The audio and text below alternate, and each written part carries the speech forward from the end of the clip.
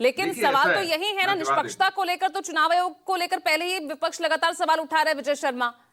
तो ऐसे में एक ऐसा अच्छा है। मौका आपके सामने था ना, एक अलग उदाहरण यहां पर रखने का, जब सुप्रीम कोर्ट ने भी कुछ सोच समझकर ही तो सीजेआई की नियुक्ति के लिए चयन समिति में वो रहे, ये ऑर्डर दिया होगा, उसी को दरकिनार कर दिया। मेरे ख्याल से या तो इन्होंने सुना नहीं है, सुनना नहीं चाहते हैं।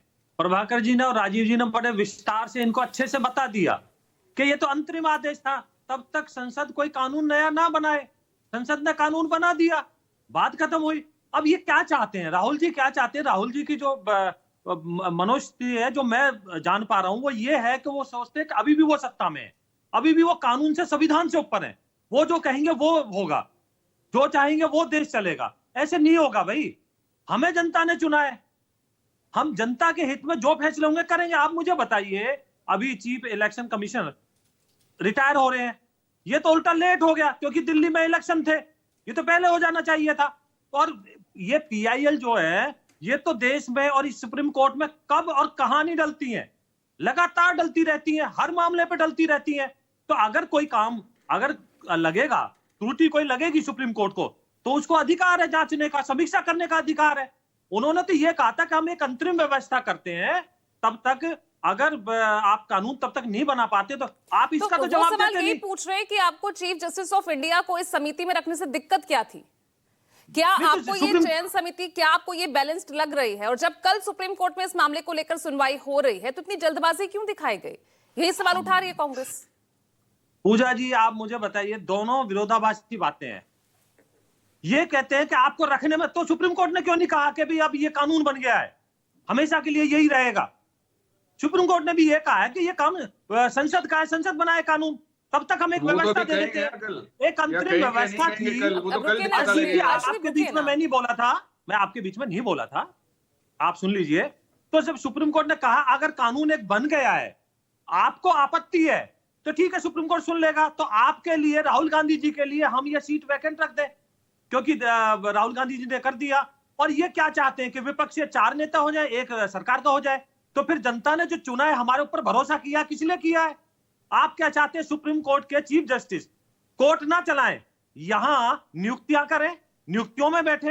अरे भाई, उनको जो काम है, न्यायपालिका का जो काम है, करने दें। उनका काम है जांचने का। अगर कोई त्रुटि कहीं किसी तरह की, फखरुल हसन चांद जी सहमत हैं विजय शर्मा जो तमाम जो तर्क देते हुए नजर आ रहे हैं इस चयन समिति को लेकर? न्यायपालिका को कार्यपालिका में शामिल, नियुक्तियों में शामिल कर देना, क्या ये ठीक है? देखिए, ये ठीक है कि संविधान ने न्यायपालिका और कार्यपालिका के अधिकार क्षेत्रों को अलग अलग बांटा, लेकिन जैसे कि भाजपा के मित्र ने कहा कि दिल्ली चुनाव था इसलिए देर से चयन किया गया, वो बात सही नहीं है। ये जानते हैं कि अंतिम दिन आखिर इन्हीं ने चयन क्यों किया है, अंतिम दिन क्यों वो कार्यभार जब ग्रहण कर लेंगे तो सुप्रीम कोर्ट में क्या सरकार जवाब दाखिल करेगी, ये सब जानते हैं। इसलिए घुमा फिरा के वो बात करने से कोई फायदा नहीं है। और मैं पूछना चाहता हूं कि चुनाव आयोग, ये उत्तर प्रदेश में बाई इलेक्शन हुआ, 10 सीटों पे बाई इलेक्शन होना था, 9 पे चुनाव हुआ। 9 पे चुनाव क्यों हुआ? आपने कहा कि एक मामला माननीय न्यायालय में विचाराधीन है, तो विचाराधीन था, तो वही मामला विचाराधीन कानपुर का भी था, लेकिन कानपुर में चुनाव होता। तो चुनाव आयोग पे जो सवाल उठते हैं, उनकी निष्पक्षता पे सवाल उठते हैं, वो लगातार उठ रहे हैं। उत्तर प्रदेश में एडवांस बूथ कैप्चरिंग हुई, उत्तर प्रदेश में वो एडवांस इलेक्शन ड्यूटीज लग रही हैं, जो अलग तरीके का अपनाया भारतीय जनता पार्टी ने। और चुनाव आयोग वो विपक्ष पे तंज कसता है जब अपनी प्रेस बुलाता है, वो शायरो शायरी करता है। जो अभी हमारे राजीव रंजन जी कह रहे थे कि जब टीएन शेषन जी थे तो कांग्रेस के एक प्रवक्ता ने कहा कि टीएन शेषन जी पे बोझ ज्यादा हो गया है, तो वो तंज नेता कर रहे थे। लेकिन आज जो चुनाव आयोग ने, वो विपक्षी दलों पे तंज कसता है, जब वो प्रेस बुलाता है तो वो शायरो शायरी में तंज कसता है। ये लोकतंत्र के लिए सही नहीं है। और सवाल ये है कि जब माननीय सवाल तो ये भी है ना कि फर्क क्या है उस वक्त में और इस वक्त में? भाई उस वक्त आडवाणी जी सवाल उठाते थे कि एक बैलेंस्ड एक कमेटी होनी चाहिए जो सीईसी की नियुक्ति करे।